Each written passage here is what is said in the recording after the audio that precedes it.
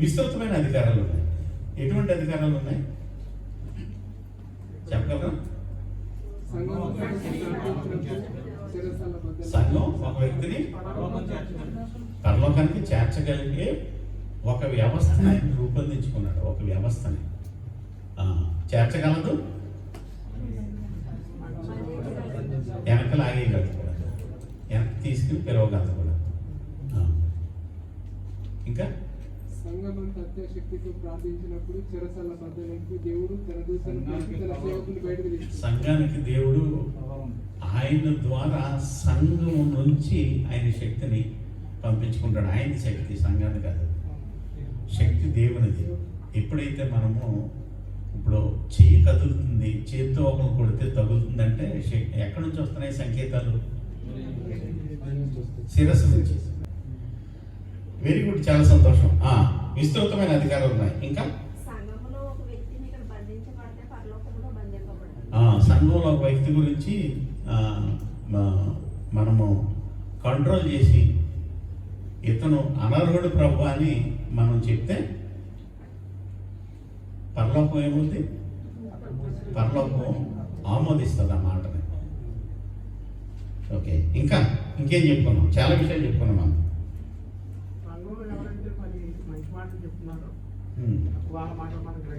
వాళ్ళ మాటలకు మనం లోబడి ఉండాలి. అంటే సంఘంలో పెద్దలు ఎవరైతే ఉంటారో మీ స్థానిక నాట్ ఓన్లీ బైబిల్ స్టడీ గురించి ఆలోచించకండి, ఇక్కడ ఆలోచించి వీడేంటి మనకి చెప్పేదానికి అనుకోకండి. ఇక్కడ కాదు, మీ స్థానిక సంఘంలో కూడా, మీ ఊర్లో ఉన్న సంఘం కూడా, అక్కడ కూడా అక్కడున్న సంఘము, మీ ఇంట్లో వాళ్ళు వెళ్తున్న సంఘము, లేకపోతే ఇంకా ఏ సంఘం అయినా కావచ్చు, దోహకర్తలు ఉన్న ఏ సంఘం అయినా కావచ్చు, దాంట్లో వాళ్ళ ప్రయాసపడి.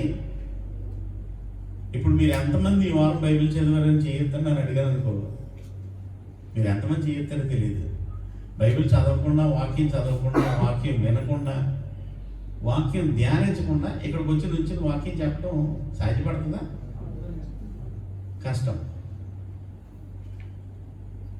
కాబట్టి వాటిని మనం గ్రహించాలంటే ప్రయాసపడుతున్న వాళ్ళ ఫలాన్ని మనం గుర్తించగలగాలి. ఇంకా సంఘంలో ఎవరు ఉంటారు? మనం కాకుండా ఇంకెవరు ఉంటారు సంఘంలో? ఇప్పుడు మనం కూడుకున్న చోట సంఘంలో పరిశుద్ధాత్ముడు ఉంటాడు. సంఘం దేవుడు నివసించే దేవాలయము. అందుకే పోయిన వారం నేను వచ్చినప్పుడు, ఇప్పుడు ఈరోజు మీరు మీటింగ్ అనుకున్నారు కదా, ఎందుకని వచ్చారని అడిగితే ఏం చెప్తారు? ఎందుకు వచ్చారు ప్రసాద్ గారు? బుద్ధి మార్చుకోవడానికి.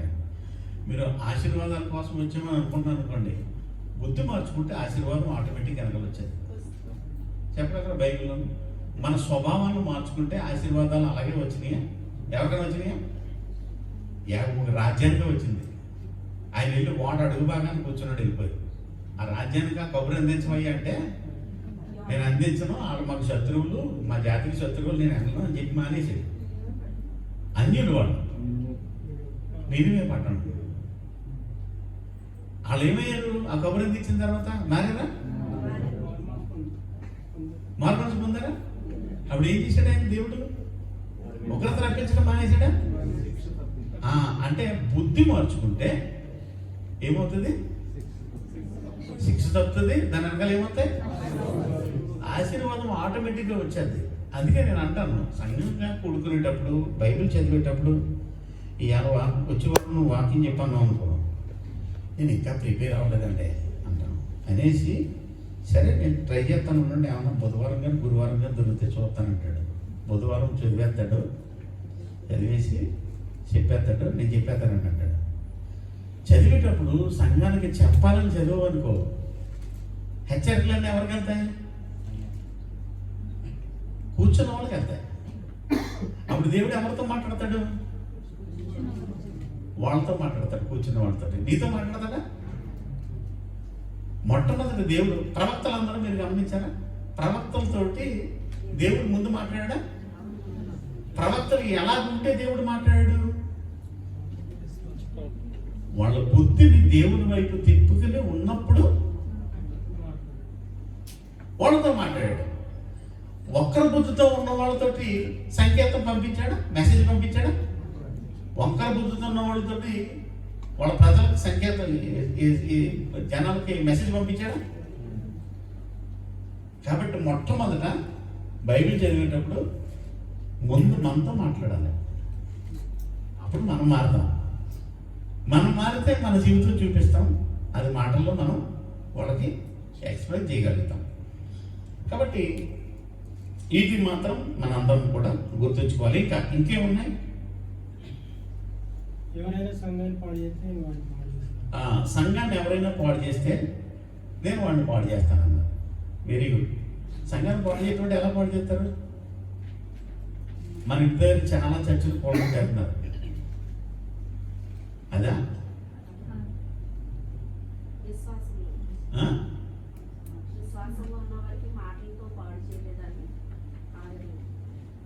విశ్వాసంలో ఉన్న వాళ్ళని వంకర మాటలు చెప్పి వాళ్ళని విశ్వాసం నుంచి తొలగిస్తే అదొకటి పాడు చేస్తాడు. అబద్ధ బోధ వాళ్ళు కూడా పాడు చేస్తారు. అబద్ధ బోధ అంటే ఏంటి చెప్పగలరు? రెండు రకాలు ఉంటాయి అబద్ధ బోధలు. అబద్ధ బోధ అంటే ఒక ఎగ్జాంపుల్ చెప్తాను. మనలో మార్పు లేకుండా మారమని ఇతరులకు చెప్పడం అంటే పరిసయ్యులు సద్దుకయ్యుల యొక్క బోధ లాంటిది అనమాట. గుర్తుంచుకోండి. ఇది అంటే మనం మారకుండా ఇతరులు మారమని చెప్పడం, అది కరెక్ట్ అంశం. అంటే అబద్ధ బోధ అని అంటారు. ఇంకా సంఘం ప్రార్థన చేస్తే భూమి కనిపించింది. నేను ఇప్పుడు చెప్తున్నది సంఘం గురించి. ఈరోజుని మనం ఇక్కడికి వచ్చాము మన బుద్ధి మార్చుకోవడానికని. అంటే దేవుడు ప్రభువా నాతో మాట్లాడు అని ఎంతమంది ప్రార్థన చేసుకుని వచ్చి ఉంటారు ఈరోజు? చాలా మంది ప్రార్థన చేసుకుని కూడా రారు. చాలా సంతోషం. కొద్దిమంది అన్న ఉన్నారు, చేతులు ఎత్తన వాళ్ళు కూడా ఉన్నారు ప్రార్థన చేసుకుని వచ్చినట్టు. మనం ఒక అపాయింట్మెంట్ తీసుకున్నాం, వచ్చాము, కూర్చున్నాం. పక్కలతో మాట్లాడితే ఎలా ఉంటుంది? వేరే ఫోన్లో మాట్లాడితే ఎలా ఉంటుంది? అలాంటప్పుడు మనం ఎలా ఉంటాం? మీరు కదా ఇక్కడికి వచ్చిన తర్వాత నువ్వు పక్క వాళ్ళతో మాట్లాడుకుంటే ఎవరికి బాధది? ఎవరు బాధపడతారు? ఎవరికి? కాబట్టి మనము జాగ్రత్తగా ఉండాలి. పరధ్యానంలో ఉండకూడదు, జాగ్రత్తగా ఉండాలి. ఎందుకనంటే మనం వచ్చింది ఏ సంఘానికి? పరిశుద్ధుడైన జీవం కలిగిన దేవుడు ఉన్న సంఘానికి మనం వచ్చాం. నువ్వు వేరే సంఘానికి వెళ్తే పర్వాలేదు, నువ్వు వేరే కుల సంఘానికో లేదా ఇంకో దానికి వెళ్తే పర్లేదు, అక్కడ నేను క్షమించవచ్చు. ఇక్కడ ఆయనకు బాధ కలిగించకూడదు, ఆయనకి ఇబ్బంది కలిగించకూడదు.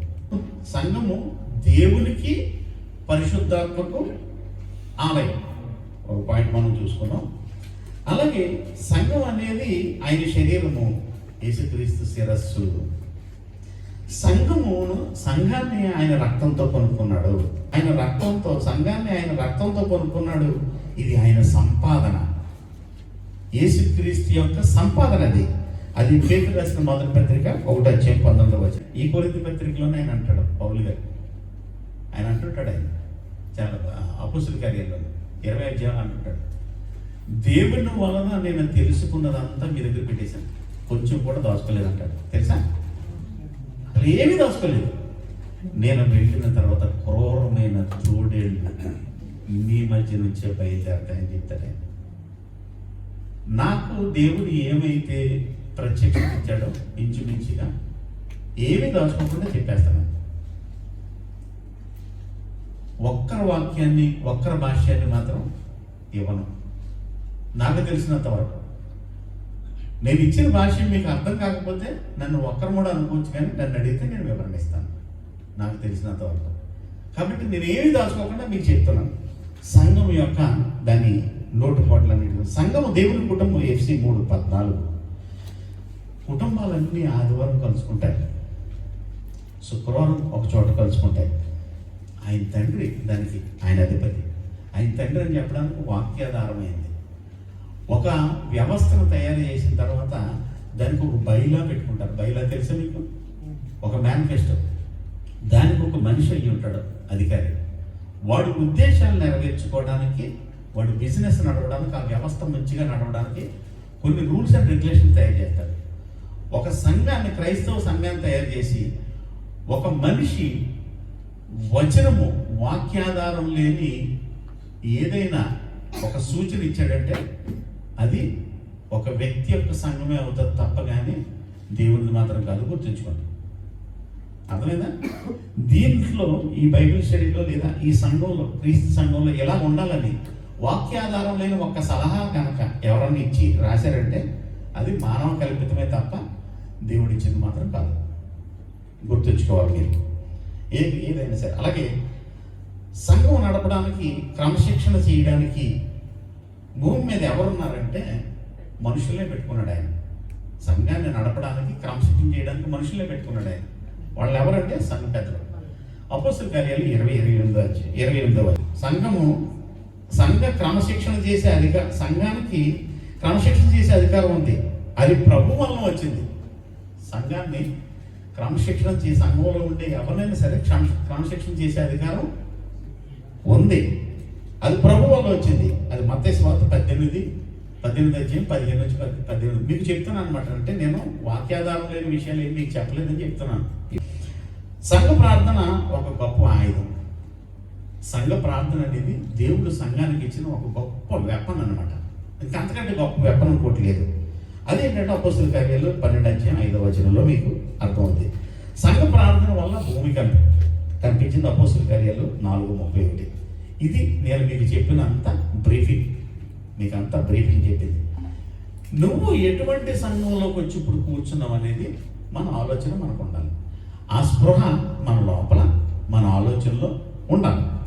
అది ఉన్నట్టయితే దేవుడు నిన్ను అద్భుతంగా వాడుకోగలడు అనేది మీకు అర్థమవుతుంది. ఇప్పుడు నేను చెప్పేది ఏంటంటే, మళ్ళీ నేను అంశంలోకి వెళ్తాను. దేవుడి సంఘము, ఈ సంఘము ఎవరు సంపాదించుకున్నారు దీన్ని? అపోస్తల కార్యాలు 20:28 చూడండి. 20:28.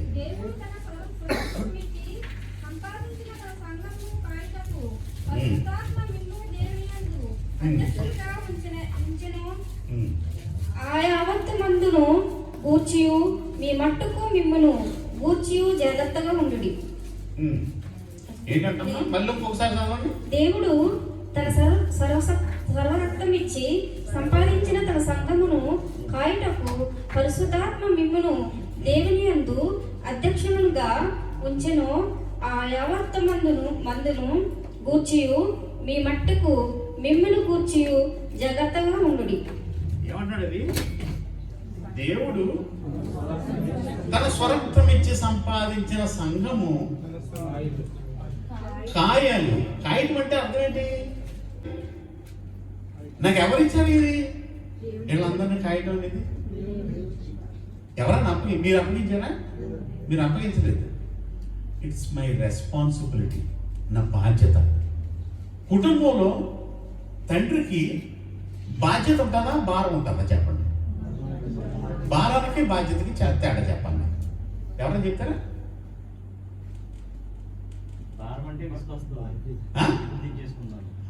భారం అనేటప్పటికి ఎప్పుడైనా నువ్వు దించేసుకోవచ్చు. బాధ్యత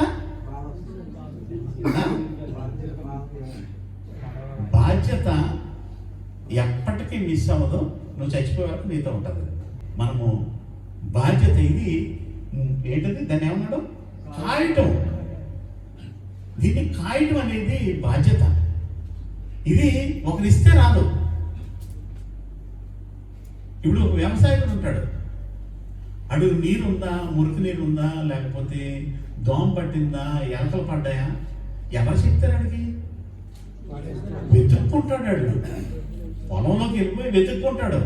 ఎక్కడ బొట్లు ఉన్నాయి, ఎక్కడ ఎలక పడ్డది, ఎక్కడ దోమ ఉంది, కదుపుతుంటాడు. ప్రతిదాన్ని, ప్రతి చోటికి పొలమంతా తిరుగుతాడు. పొద్దుట లేచినాడు. నేను ఇది కాయటం అంటే అర్థం చెప్తున్నాను. ఈజీగా తీసుకుని ఈ మాట నేను ఎందుకు వినాలి అని అనుకున్నాను అనుకో, పోయేది ఎవడు? పోయేది ఎవరు?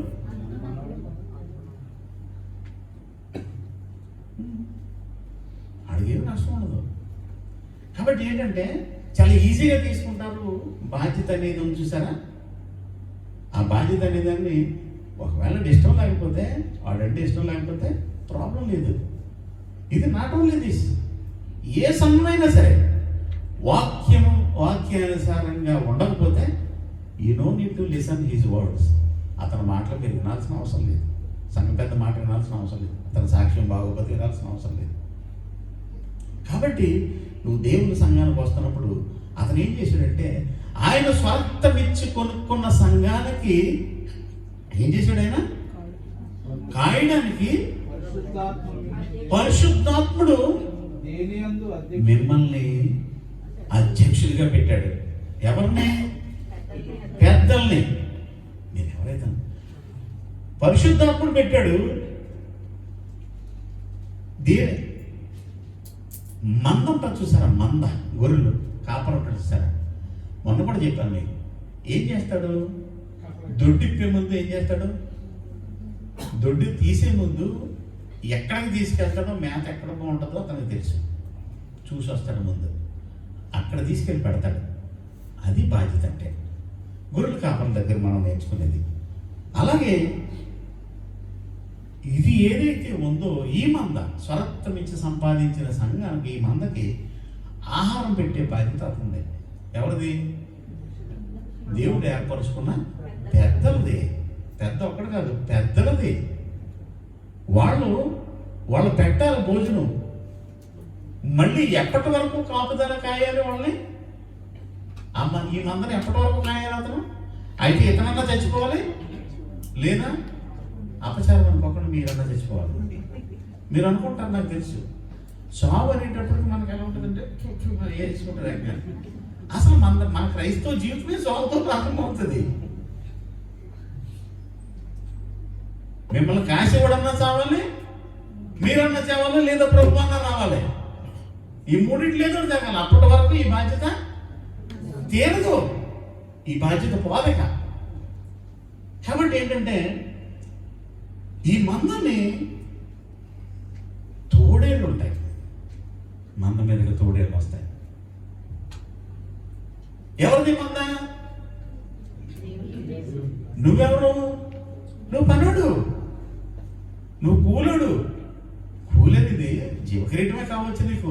ఆయన బడా నమ్మకమైన మంచి దాసుడే అనవచ్చు నిన్ను, లేదా జీవకిరీటం అవ్వచ్చు, లేదా 2-3 కిరీటాలు అవ్వచ్చు. కానీ మంద ఎవరిది? దేవునికి బాధ్యతగా అప్పగించడానికి, వాళ్ళ ఆత్మల్ని ప్రభు చేతికి అప్పగించడానికి సంఘానికి, పెద్దలకు బాధ్యతనిచ్చాడు దేవుడు. కాబట్టి ఈ బాధ్యత విషయంలో వాళ్ళు చేస్తున్న పనులు చూసారా, ఆ రెస్పాన్సిబిలిటీ చూసారా, అది ఆయన సంఘం. ఎవరిది సంఘం? ఎలా సంపాదించుకున్నాడు ఆయన? రక్తంతో సంపాదించుకున్నాడు. ఆయన రక్తంతో సంపాదించుకున్నాడు, తన స్వరక్తం ఇచ్చి సంపాదించుకున్నాడు. దీనికి రిటైర్మెంట్ ఎంప్లాయీస్ కుదరదు. ఊర్లో ఉన్న బాగా డబ్బు ఉన్నవాడు కుదరదు. ఈవెన్ గల్ఫ్లో మంచి ఉద్యోగం సంపాదించుకుని ఉద్యోగం చేస్తున్నవాడు కుదరదు. అవసరమైతే భోజనాలు పెట్టేవాడు కుదరదు. రక్షణ పొంది ప్రభు వాక్యానుసారంగా జీవిస్తున్న వాడే ఉండాలి పెద్ద. అంటే పెద్దని వాళ్ళు ఓట్లేసి గెలిపించుకోవటం కాదు, ఓటు కాదు, వాళ్ళ మనసుతో నిన్ను పెద్దని అంగీకరించాలి. అర్థమైందా? అతని పెద్ద ఎప్పుడు అవుతాడు?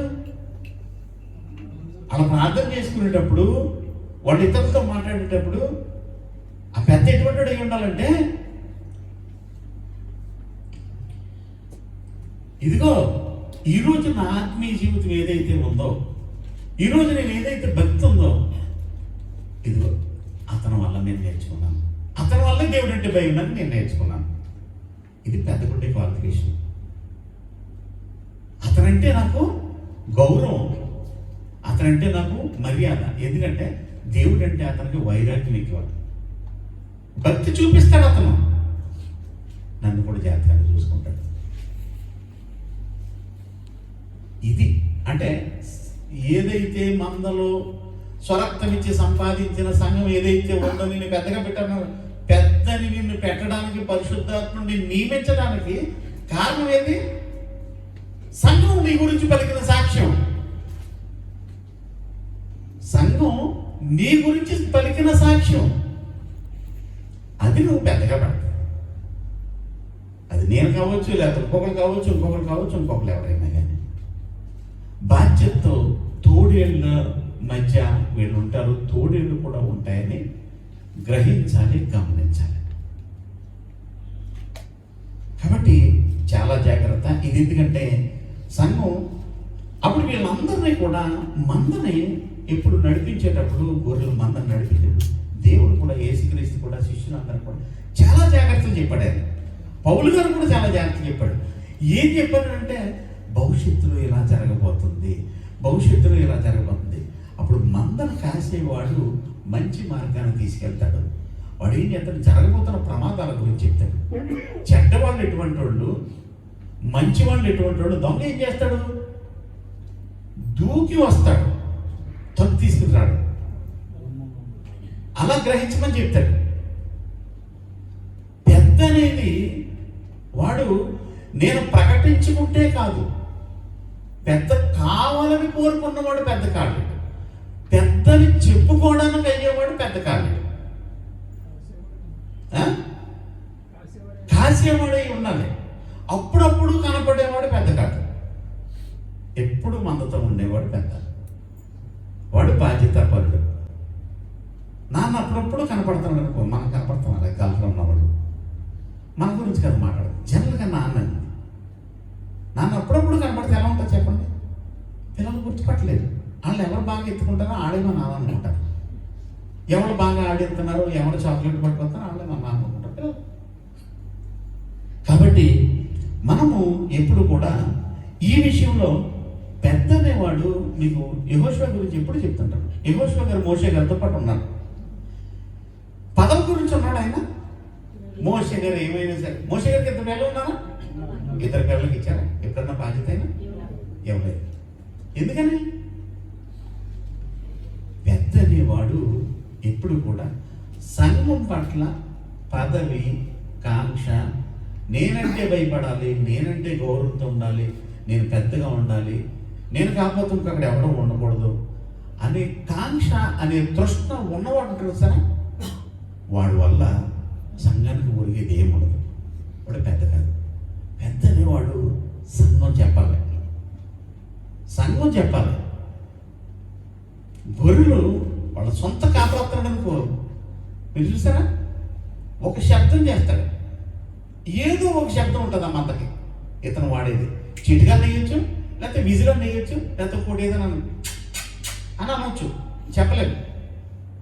అన్న వెంటనే కరెక్ట్గా వాళ్ళ కాపరి శబ్దం అని గుర్తుపెట్టేస్తారు. తెలుసా మీకు? మీరు యూట్యూబ్లో కూడా చూడొచ్చు, కరెక్ట్గా గుర్తుపడతాయి. కాబట్టి పెద్ద అనేవాడి గురించి, అంటే సంఘం ఎలా ఉండాలని చెప్పాడు కదా, అసలు వీడు ఎలా ఉండాలి, పెద్దగా ఉన్నట్టు వీడి బతుకు ఎలా ఉందని మీరు అనుకుంటారు కదా. నా గురించి కూడా చెప్తాను. అంటే మీ గురించి చెప్పేసి నా గురించి నేను పెద్ద ఏదో పెద్ద గొప్ప అని చెప్పాను కదా. నాకు ఈ క్వాలిటీస్ లేకపోతే ఐఎమ్ అన్ఫిట్ ఫర్ పెద్ద. ఎల్డర్గా నేను ఉండడానికి ఐఎమ్ అన్ఫిట్, నేను సరిపోను. కాబట్టి పెద్ద అనేవాడు జాగ్రత్తలు చెప్పాలి, మందకి జాగ్రత్తలు చెప్పాలి. ఇది ప్రమాదం, ఇది ప్రమాదం, ఇది ప్రమాదం, ఇది ప్రమాదం. ఇక్కడికి వస్తున్నారు సిస్టర్స్, ట్యాక్సీ వైపు పంపిస్తున్నాం. ట్యాక్సీ మనమే బుక్ చేస్తున్నాం. ఎందుకు? వాళ్ళు ఎవరి దగ్గర నుంచి ఎవరు ఎటువంటి ఉంటారో తెలియదు. డైరెక్ట్ ఇంటికే పంపిస్తాం. వై? రెస్పాన్సిబిలిటీ. నువ్వు వెళ్తున్న సంఘాన్ని బట్టి, నువ్వు ఇంటి దగ్గర చెప్తున్న దాన్ని బట్టి మీ భర్తను పంపిస్తున్నారు. ఒకవేళ నువ్వు సరైన సంఘానికి నువ్వు వెళ్ళలేదనుకో, బహు భర్తలో పర్మిషన్ ఇవ్వకపోవచ్చు. కాబట్టి సంఘం పేరు కూడా, నువ్వు వెళ్తున్న ఆ గుంపు కూడా, నువ్వు చెప్పే సాక్ష్యాన్ని బట్టి, నువ్వు ప్రవర్తించే ప్రవర్తన బట్టి.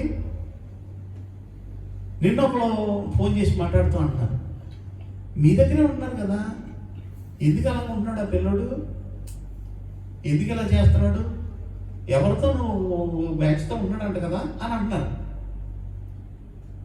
ఆ బ్యాచ్ వాళ్ళు అందరూ బాగున్నారంటే అతనే బాగలేదు, బ్యాచ్ ప్రాబ్లం కాదు, అతని ప్రాబ్లం అని చెప్పారు.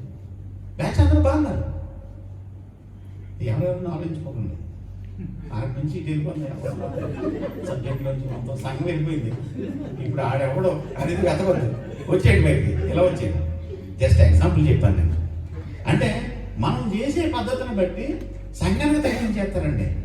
తాటకులన్నీ సంఘానికి కడతారు. సంఘంలో చెడ్డోళ్ళు ఉంటారు, మంచోళ్ళు ఉంటారు, ఎప్పుడు అది నడుస్తూనే ఉంటుంది. ఇది సహజం. చెడ్డోళ్ళు లేరు అని అంటే guarantee I'm sure that is the ఏం సంఘం ఉంటారు ఎప్పుడు. కాబట్టి సంఘం అనేది దాన్ని యేసుక్రీస్తు తన రక్తం ఇచ్చి సంపాదించుకున్న దాన్ని పరిశుద్ధాత్మ ప్రేరణతో నింపుదలతో ఉన్న వాళ్ళని పెద్దలుగా ఎన్నుకున్నాడు. That is not easy. నువ్వు నీ బాధ్యతను నువ్వు నెరవేర్చాలి. జరగబోతున్న అన్నిటినీ కూడా వాళ్ళకి చెప్పాలి, మంచి చెప్పాలి. ఇప్పుడు సహజంగా నాతో ఏమనుకుంటారంటే, నేను మంచి చేసినప్పుడు పొగుడతాను, కానీ చెడు చేసినప్పుడు మాత్రం నన్ను ఏమనుకోను. అప్పుడు కూడా ఎత్తుకుంటాను ఉండాలనుకుంటాను. పొగిడినప్పుడు స్వీకరించినప్పుడు ఏం చేయాలి? జాగ్రత్తలు చెప్పినప్పుడు నీ తత్వం బాగోలేనప్పుడు స్వీకరించాలి. అలాంటప్పుడు నన్ను పొగడకుండా తప్పు, నేను సొంతపులు కాదని చెప్తే నీకు అసలు గొడవ ఉండదు, రెండింటి ఈజీ అయిపోతాయి. కాబట్టి పొగిడినప్పుడు జాగ్రత్తగా ఉండాలి. నేను ఏదన్నా జాగ్రత్త చెప్పినప్పుడు కూడా జాగ్రత్త. ఇక్కడ ఏంటంటే మనం గమనిస్తే అపవాది తంత్రాల గురించి, జరగబోతున్న ప్రమాదం గురించి, రాబోతున్న ఉపద్రవం ఉగ్రతల గురించి సంఘానికి హెచ్చరికలు చేయాలి. పౌలు గారు అదే చేశాడు. ఆయన ఏమన్నాడు? ఏమన్నా మళ్ళీ ఒకసారి చదవమ్మా. ఇది చెప్పడు ఏమని అవి జరుగుతాయి అంటే మిమ్మల్ని మీరు జాగ్రత్తగా ఉంచుకోండి, వాళ్ళని కాపాడండి. రెండోది లాస్ట్ ఏమన్నాడు? మిమ్మల్ని గురించి మీరు జాగ్రత్తగా కూడా ఉండండి అని అన్నాడు ఆయన. వాళ్ళని తినేస్తారు, అవసరమైతే మిమ్మల్ని కూడా తినేస్తారు. కాబట్టి బీ కేర్ఫుల్, జాగ్రత్తగా ఉందని చెప్పాడు. అలాగే ఇంకొక మాట ఏంటంటే, సంఘంలో ఇప్పుడు కూడా పెద్దలు ఒకవేళ తప్పు చేశారనుకో, సంఘంలో ఉండేవాడు, టీవీలో ఉండేవాడు, పెద్ద మా బంధువు, మీ ఊర్లో కూడా వెళ్ళండి, మరి ఇక్కడ పొత్తుకి ఇక్కడ అయిపోకండి ఆలోచన. మీ ఊరు, మీ సంఘం. మన దగ్గర పెద్దలు జనరల్గా రిటైర్ ఎంప్లాయీస్, డబ్బు ఉన్న వాళ్ళు ఉంటారు, టీచర్స్, బాగా డబ్బు ఉన్నవాళ్ళు, పేరు ప్రఖ్యాతం ఉన్న వాళ్ళు ఉంటారు. అక్కడ వాళ్ళు సంఘ పెద్దలు అయిన తర్వాతే వాళ్ళ సంఘానికి రెగ్యులర్గా వస్తారు, అంతకుముందు వచ్చేవారు కాదు. సంఘ పెద్ద ఎవరైనా పొరపాటు చేశారనుకో, వాళ్ళని ఎవరు క్రమశిక్షణలో పెట్టాలి? మిగిలిన పెద్దలు క్రమశిక్షణలో పెట్టాలి. అవునా? మరి వాళ్ళిద్దరు స్నేహితులు ఇంకా అందులో ఆ చెడ్డతనం చేస్తున్న అతనికి 3 స్నేహితులు ఉన్నారు, 5 పెద్దలు ఉన్నారు. ఏం చేయాలి?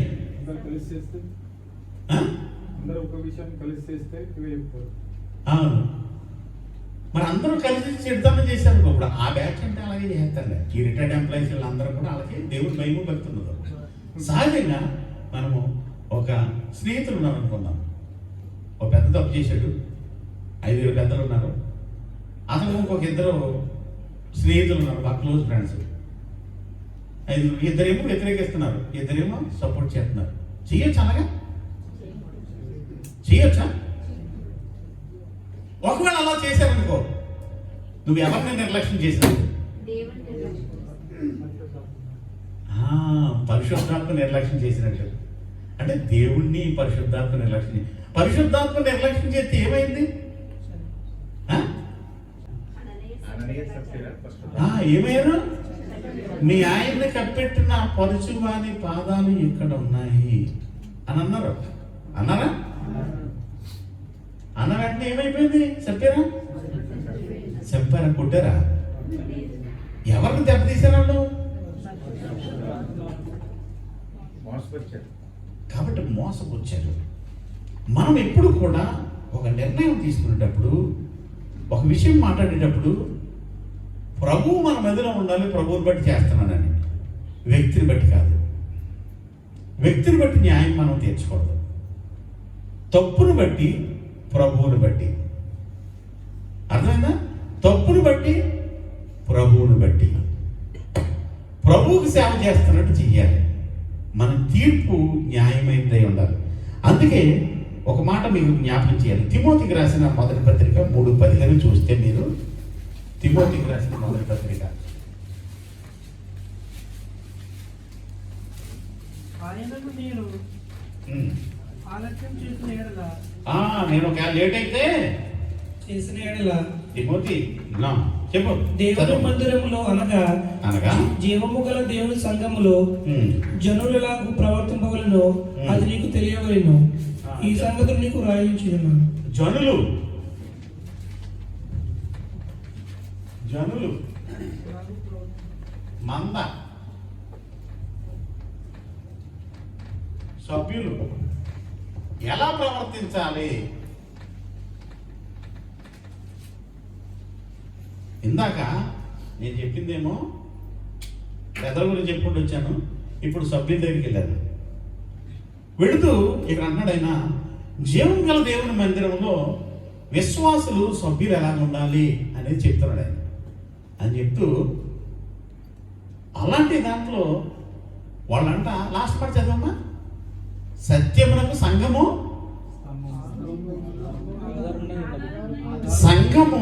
సత్యమునకు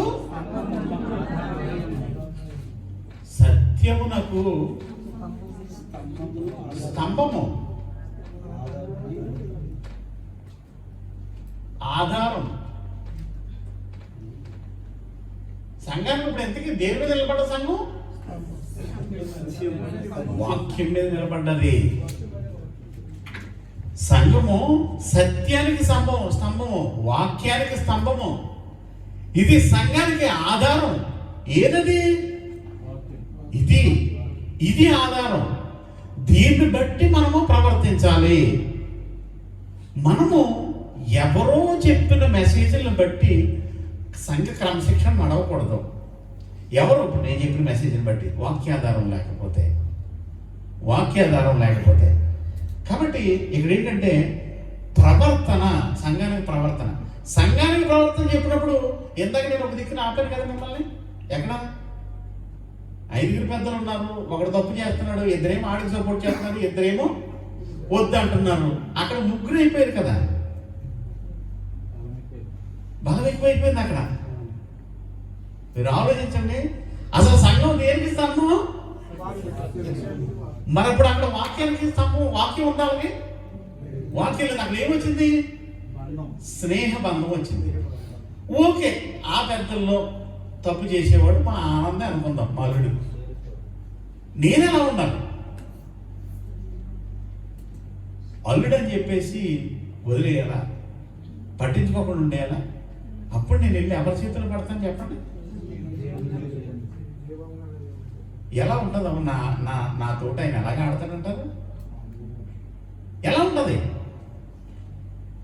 కాబట్టి మనం తీర్పు కానీ, మన ఆలోచన కానీ, మనం చేసే పద్ధతి కానీ ఎలా ఉండాలనంటే దేవుని వాక్యానుసారమై దేవునికి భయపడి మనం చేయాలి. దేవుడు అంటే వైరాగ్యంతో చేయాలి. బంధు ప్రీతి. ఈరోజు దోహా ఖత్తర్లో రికార్డింగ్ చేయండి, చేసి మీరు ఎవరికి పంపినా పర్లేదు, చేయండి. లైవా రికార్డింగ్. దోహా ఖత్తర్లో అరెస్ట్ అయిన పాస్టర్లో బయటకు వచ్చిన తర్వాత ఇండియా నుంచి వచ్చిన వాళ్ళు ముగ్గురు ఒక అతను సెపరేట్ అయిపోయి ఇద్దరు కలిసిపోయారు. కలిసిపోయిన వాళ్ళు ఒక ఆయన వాస్తవంగా సెపరేట్ అయిపోయిన ఆయనకి క్లోజ్, ఆయన కోసమే ఆయనతోనే తిరగాలని ఇండియా నుంచి వచ్చాడు ఇక్కడికి. కానీ సెపరేట్గా కువైట్ నుంచి వచ్చిన ఆయన స్నేహంతో ఆయనతో ఉండిపోయాడు. నేను నిన్న ఆలోచించాను ఏంట్రా అనేది. తీరా చూసి క్రీస్తు కాపలు ఎందుకు కులం కలిపేస్తుందండి, వాళ్ళిద్దరితో ఒకటే కులం. తర్వాత నేను ఆలోచిస్తే నాకు అర్థమైంది, ఇద్దరు నాకు ఇష్టమని షేర్ చేసుకున్నారు. ఆ ఇద్దరు ఎంత కమ్మగా ఉంది. కమ్మగా ఉందా? కమ్మని విషయం కదా. ప్రభు కలపలేకపోయాడు, ఇంత రక్తం చిందించిన ప్రభు. కమ్మని విషయం కలిపేసింది కులం. ఎంత దారుణం! ఏమనాలి దీన్ని? ఎంతకాలమైనా మరి మన పక్కన కూర్చున్నవాడు ఏ కులం అని మనం ఆలోచించుకుంటాం. అది తెలుసుకోకపోతే మనకు అరవదు. జాగ్రత్త. మనము తీర్చే తీర్పును చూసారా, ప్రభువుని బట్టి ఉండాలి, ప్రభు తీర్చినట్టు ఉండాలి. పరిచర్య చేసేవాడు ప్రభువుకి చేసినట్టు ఉండాలి, ప్రభువు చేసినట్టు ఉండాలి, ప్రభువుకి చేసినట్టు ఉండాలి, ప్రభు తీర్పులాగా ఉండాలి. అమ్మా, నువ్వు ఇంకా పాపం చేయకమ్మా, నేను శిక్షించాను నిన్ను. అది తీర్పు, అద్భుతమైన తీర్పు. కాబట్టి సంఘంలో ఉండేటప్పుడు ఈజీగా తీసుకోవద్దు, న్యాయపరంగా తీసుకోండి, పద్ధతిగా తీసుకోండి. నాతో క్లోజ్గా ఉంటున్నాడు, లేదా నా ఫ్రెండ్, ఇతను నా బంధువు, మా అల్లుడు, నా కొడుకు, మా చిన్నాన్న, మా బావ, మా మేనమామ, ఆడేం చేసినా పర్లేదు. ఈ మధ్యకాలంలో ఏమన్నా చిన్న జరిగిందని ఎవడన్నా లంచకూడదు దొరికిపట్టుకో అని అంటారు. దరిద్రుడిని పెట్టేసుకున్నారా? మొన్నాడు 2 కోట్లు ఎట్టుకుపోయి ఇక్కడ నుంచి నేను 3 ఆడు పట్టుకోవడానికి కుదరలేదా? మా వాడు ఎంత తీసుకున్నాడు? 3 లక్షలే కదా. ఏ బాబాయ్, మీ వాడైతే ఎంతనే తీసుకోవచ్చా? మా కులానికి ఒక న్యాయం, మీ కులానికి ఒక న్యాయమా? ఏళ్ళు ఫేస్బుక్లో ఈ పోస్ట్, యూట్యూబ్లో కింద కామెంట్, మా వాళ్ళే దొరుకుతారు మీకు అంటే. అన్యాయం చేసినాడు కులం ఏంటంటే? రేప్ చేసినాడు కులమా? మా వాడు చెప్తే తప్పులేదు, మరి మీ ఇంట్లో వాళ్ళు చెప్తే అప్పుడు నీకు బాధ కలుగుతుందే? దేవుని జీవం గల దేవుని సంఘంలో మనము దేవుడు తీర్చినట్టు ఉండాలి మన తీర్పు. ఇంకొక మాట మీకు చెప్పాలనుకుంటున్నాను. ఎందుకంటే సత్యానికి స్తంభము సంఘము, సత్యానికి స్తంభము. అందులో పెద్దలు తీర్పు తీర్చేటప్పుడు ఎలా ఉండాలో తెలుసా? వాక్యానుసారమై ఉండాలి. ఏహెచ్కేల్ గ్రంథం 3వ అధ్యాయం 20-21 వచనాలు.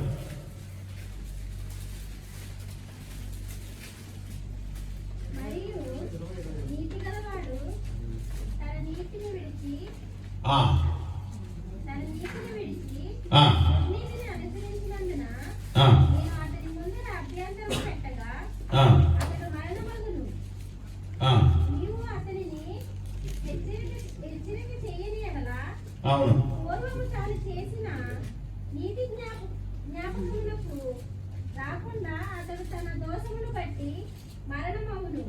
అయితే అతని ప్రాణ విషయములో నిన్ను ఉత్తరవాదిగా ఎంచుదును.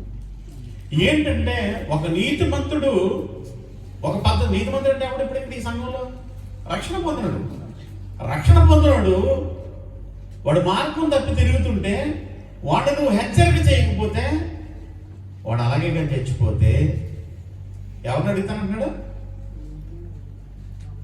అక్కడ ఎవరిదే గ్రంథం? ఎవరిదే? ఏహెచ్కేల్ అంటున్నాడు. అక్కడ ఉండే సంఘ పెద్దలు అంటే నాయకులు, సంఘ నాయకులు ఏహెచ్కేల్తో చెప్తున్నాడు అనమాట. ఇప్పుడు ఈ మాట ఏహెచ్కేల్ వెళ్ళి ఆ సంఘానికి చెప్పలేదు అనుకో, ఎవరు తీర్పుతాడైనా? పూలు వేయమంటే పూలు ఎత్తి వేయించుకుంటారు. ఏమన్నా చిన్న మాట అంటే బాధ వచ్చేది. పాట వాళ్ళు సరిగా పాడలేదనుకో, పెద్దరాజు గారు పాడలేదా? నువ్వు వచ్చి వారు పాడలే అక్కడ. ఏంటి ఆ మాట కూడా అనుకోతుంది. మరి ఏమన్నా సరి చేసుకోవాలి కదా మనం. బాగా పాడినప్పుడు బాగున్నారని చెప్పమా? రిజెక్టెడ్ అన్నప్పుడు నేను మళ్ళీ చెప్పను కదా. బాగా పాడినప్పుడు బాగా పాడేవన్నాను, బాగా పాడలేనప్పుడు అప్పుడు కూడా అలాగే చెప్పనా? విషయం ఏంటంటే ఏహెచ్కేల్ తోటి ఆయన చెప్తున్నాడు, నువ్వు మంచివాడు తన మంచి మార్గాన్ని విడిచి చెడు మార్గానికి వెళ్ళిపోతే, వాడిని హెచ్చరిక చేయకపోతే వాడు ప్రాణం గురించి నేను లెక్క అడుగుతానన్నాడు. 21వ వచనం చూడండి మళ్ళీ ఒకసారి.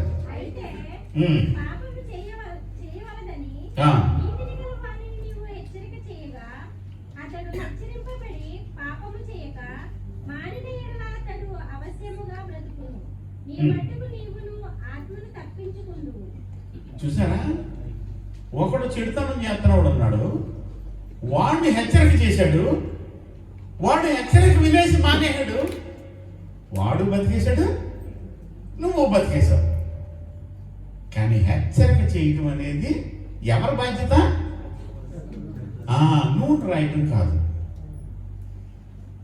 అంటే ఇలాగ మసాజ్ చేయటమే కాదు, జనరల్గా మసాజ్ చేయడానికి ఈ మధ్య మానేసాం. కానీ మసాజ్ చేస్తుంటే మన వాళ్ళందరూ ఇక్కడ ఎక్కేస్తున్నారు, అందుకని మసాజ్ మానేసాం. మసాజ్ మానేసి ఎక్కడికక్కడ ముళ్ళు, నిమ్మ ముళ్ళు, ఆ ముళ్ళు, ఈ ముళ్ళు ఇట్టు కొడుతుంటే కనీసం కొద్దిమంది అన్నా బాగుపడతారు ఇలా. కాబట్టి బీ కేర్ఫుల్, జాగ్రత్త. సంఘం విషయంలో సంఘ పెద్దలుగా ఉండేవాడు ఎలా ఉండాలి? హెచ్చరిక చేయాలి, హెచ్చరించాలి, జరగబోతున్న ప్రమాదం వాళ్ళకి చెప్పాలి. సంఘంలో ఇంకొక బ్యాచ్ కూడా ఉంటారు, వాళ్ళు మాత్రం బీ కేర్ఫుల్, చాలా జాగ్రత్తగా ఉండాలి. 13-17 ఏప్రిల్ రాసిన పత్రిక, జస్ట్ 13-17, ఫిబ్రవరి 13-17, ఎవరి మీద 40 ఏళ్ళు ఆయన కోపగించెను. ఫిబ్రవరి 13-17.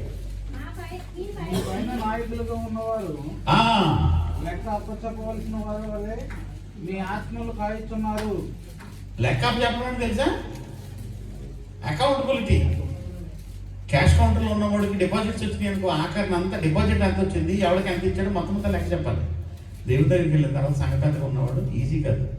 ప్రభుత్వం వెళ్ళిన తర్వాత ఎంతమంది వచ్చారు సంఘానికి, ఎంతమంది మీరు తీసుకొచ్చావు, ఎంతమంది నేను పంపించాను, ఎంతమంది తల్లి నువ్వు తరివేశావు, ఎంతమంది ఉంచావు, అసలు నీ బోధ ద్వారా ఎంతమంది బాగుపడ్డారు, అసలు నీ దగ్గరకు వచ్చి పాడైపోయారా, లేకపోతే ముందే పాడైపోయారా, పాడైపోయిన వాళ్ళు ఎంతమంది బాగుపడ్డారు, నీ దగ్గరకు వచ్చి ఎంతమంది పోయారు, అంతా లెక్కడతాడు. అలాగే ఏమంటాడంటే, ఏమన్నాడు? మీ పైన నాయకులుగా ఉన్నవారు, సంఘ పెద్దలు మీ పైన నాయకులుగా ఉన్నారు కాబట్టి వాళ్ళు లెక్క అప్పచెప్పవలసిన వారి వల్లే మీ ఆత్మలను కాయుచున్నారు. కాబట్టి వారు ఆ పని సంతోషంతో చేసేలాగా, దుఃఖంతో కాకుండా, మాట మాటకి వాళ్ళని ఏడిపించకుండా, వాళ్ళ మాటకి ఏమన్నాడు ఆయన? లోబడి, దుఃఖంతో చేయకుండా ఉండేటట్లు వారి మాటకి లోబడి ఉండండి అని చెప్తున్నాడు ఆయన. కాబట్టి ఇది కూడా గుర్తుంచుకోండి. ఇంకొక మాట మీకు చెప్తాను, ప్రతి సంఘంలోనూ కూడా ఒక బ్యాచ్ ఒకళ్ళు ఉంటారు.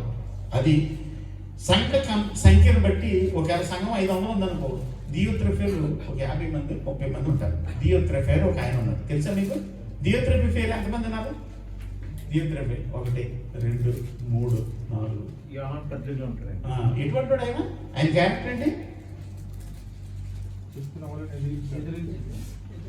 మూడో పత్రిక 9-10 వచనాలు, యోహాను గారు రాసిన మూడో పత్రిక 9-10 వచనాలు. నేను సంఘంలో ఒక సంగతి రాసి తిని, అయితే వారిలో ప్రధానత్వము కోరుచున్న నియోత్రోపే మమ్మల్ని అంగీకరించలేదు. వాడు మమ్మల్ని గురించి చెడ్డ మాటలు వదలుచు, అది ఇక్కడే ఫస్ట్ ఒకసారి చదవండి. అతను ఏమన్నాడు? అతను అలా కదా, ఏం కోరుకుంటున్నాడు? అతను ప్రధానత్వం దేవుడు ఇచ్చాడు అతనికి, పరిశుద్ధాత్ముడు అతనికి ప్రధానంగా ఉండాలని పెట్టాడా? ఎవరు కోరుకుంటున్నారు? దియోత్రెఫీ ఏం చేస్తాడంటే అతను కోరుకుంటున్నాడు.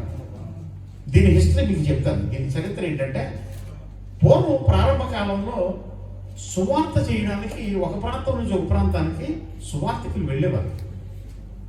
వెళితే సత్య సువార్త ప్రకటించే వాళ్ళని ఎవరిని దగ్గర రానిచ్చేవాడు కదంట ఈ దియోత్రెఫీ ఆ ప్రాంతంలోకి. ఎందుకు అనంటే అతనికి ఇష్టం లేకపోతే రానిచ్చేవాడు కాదు. ఎందుకంటే సత్యబోధ చేస్తే ఇతనికి ఏముంది ఎందుకనే కారణం? ఇతను కోరుకుంటాడు. అసలు కోరుకోవడం అంటే అసలు మొట్టమొదటి పాపం ఏం జరిగింది, ఎక్కడ జరిగింది చెప్పండి? మొట్టమొదటి పాపం బైబిల్లో అనే వ్యక్తి పరలోకంలో దేవుని స్థానాన్ని దొంగిలించడం. దానికి ఏమని పేరు పెట్టచ్చు మనం? ప్రధానత్వం. ఇంకో పేరు చెప్పండి దానికి. ఆ తత్వానికి ఏమని వచ్చింది? ఆ తత్వం ఏమవుతుందో తెలుసా? అది గర్వం, అది అహంకారం. గర్వాన్ని ఎలా వివరిస్తారు మీరు చెప్పండి? వివరించగలరా గర్వాన్ని? తనది కాని స్థానానికి, ఆ అర్హత లేని స్థానానికి అతను సూటబుల్ కాని పొజిషన్కి అతను వెళ్ళాలని కోరుకోవటం. He was unfit for that position, కానీ అక్కడికి వెళ్ళాలని చూస్తున్నాడు. దాన్నే గర్వం అంటారు, దాన్నే అహం అంటారు. అది నీకు సంఘం, క్రైస్తవ సంఘం, ప్రభు ఇచ్చిన సంఘం, ప్రభు సంఘంలో ఏ పొజిషన్ అయినా సరే ఆయన ఇవ్వాలి. నీకు తీసుకోవడానికి కుదరదు, నీకు కుదరదు తీసుకోవడానికి. ఆయన ఇవ్వాలి నీకు. ఆయన ఇవ్వాలంటే సంఘం నిన్ను గుర్తించాలి, సంఘం నీ పనిని గుర్తించాలి, సంఘం పట్ల నువ్వు ప్రయాస వాళ్ళని గుర్తించాలి. ఏ మంద వెనకాలైతే నువ్వు తిరిగావో, ఏ మంద వెనకాలైతే నువ్వు వాళ్ళని బాగు చేయాలని తిరిగావో, బ్యాచ్ తయారు చేసుకోవడానికి కదా. I'm not talking about your batch. సంఘం అంటే శరీరము. సంఘం అంటే ఏంటి? ఒక కాలు ఒక చెయ్యి వెళ్ళి నేను శరీరం అంటే కుదరదు, గుర్తుంచుకోండి. దియోత్రఫీ ఏం చేశాడనంటే, దియోత్రఫీ గురించి ఎప్పుడో చెప్పమన్నాను మహేష్ గారు. సమయం కాదని నేను చెప్పలేదు, దేవుడు ఇచ్చిన సమయం కాబట్టి ఇప్పుడు నేను తీసుకున్నాను. దియోత్రఫీ ప్రధానత్వం కోరుకుంటున్నాడు, నేను పెద్ద కావాలనుకుంటున్నాడు. అక్కడికి వచ్చి ఎవరిని చేర్చుకోవట్లేదు, వెలివేస్తున్నాడు కొంతమందిని, చెడ్డ మాటలు పలుకుతున్నాడు. ఎవరిని వెలివేస్తున్నాడో తెలుసా? ఆది అపోస్తలులు లేని యోహాను గారినే వద్దంటాడంట. వాళ్ళ గురించి కూడా వదర మాటలు పలుకుతున్నాడంట. ఎవరి గురించి అంటే యేసుక్రీస్తు తిరిగిన యోహాను గారిని కూడా పెద్దగా అంగీకరించట్లేదు. ఇప్పుడు ఇక్కడ మన దగ్గర ఇప్పుడు ఆ మాట ఇక్కడ తీసుకొచ్చామనుకో ఎలా ఉంటుంది? ఇప్పుడు మనం అప్లికేషన్ చేసుకుంటే, ఇక్కడ మనం పర్సనల్ అప్లికేషన్ చేసుకుంటే మన దాంట్లో ఎంతమంది అంగీకరిస్తారు?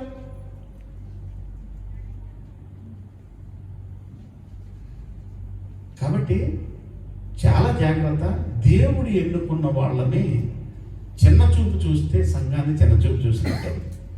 పరిశుద్ధాత్మతో ఎవరినైనా ఆయన ఎన్నుకుంటే చిన్న చూపు చూసినట్టే దేవుడు కోపగిస్తాడు. దేవుడు కోపం తట్టుకోగలమా? దేవుడు కోపగిస్తాడు. కాబట్టి బీ కేర్ఫుల్. ఈయన అన్నాడు అధికారం కావాలని కోరుకుంటున్నాడు. సంఘ సభ్యుల మధ్య పరిచర్య చేసి గుర్తింపు పొందాలి. మనం సంఘ సభ్యుల దగ్గర పరిచర్య చేసి గుర్తింపు పొందాలి. మంద దగ్గరికి వెళ్ళి చిటికేసావనుకో, నీ గొర్రెలు అలా తలెత్తి చూస్తాయి. తలెత్తి భయంతో కాదు, ఇంకో శబ్దం చేసినా చూస్తాయి. తోడేలు వెళ్ళి మట్టి ఎలా గెంటుతుంది తెలుసా? తోడేలు మట్టి ఎలా గెంటుతుంది మీకు తెలుసా? అది వెనక తిరిగి మట్టి గెంటుతుంది తోడేలు. ఆ మట్టి పడ్డప్పుడు కోళ్ళు కానీ లేకపోతే అవి కానీ భయపడతాయి మన దగ్గర. కానీ ఈ శబ్దం చేసినప్పుడు చూసారా, అది గుర్తిస్తుంది. కాబట్టి ఏంటంటే దియోత్రెఫేస్ ఉంటారు సంఘంలో. ఎవరికి లోబడరు, సంఘాన్ని ఇబ్బంది పెట్టాలని చూస్తారు. పెద్దవాళ్ళకి గౌరవం ఇవ్వరు, దేనికి గౌరవం ఇవ్వరు, వాక్యానికి లోబడరు, స్వభావం మార్చుకోరు, బ్రతుకు మార్చుకోరు. అలాంటి వాళ్ళ విషయంలో జాగ్రత్త. మన దగ్గర కూడా ఉంటారు, ఖచ్చితంగా ఉంటారు, బైబిల్ స్టడీలోనే ఉంటారు. But you have to recognise, నువ్వు గుర్తించాలి. లేకపోతే నీ ఆత్మ నువ్వు పాడు చేసుకుంటావు, నువ్వు దెబ్బతింటావు. కాబట్టి ప్రభు ఏదైనా అవకాశం ఇస్తే మళ్ళీ ఒకసారి మనం కలుసుకుందాం. Thank you. God bless you. ప్రార్థన చేసుకుందాం.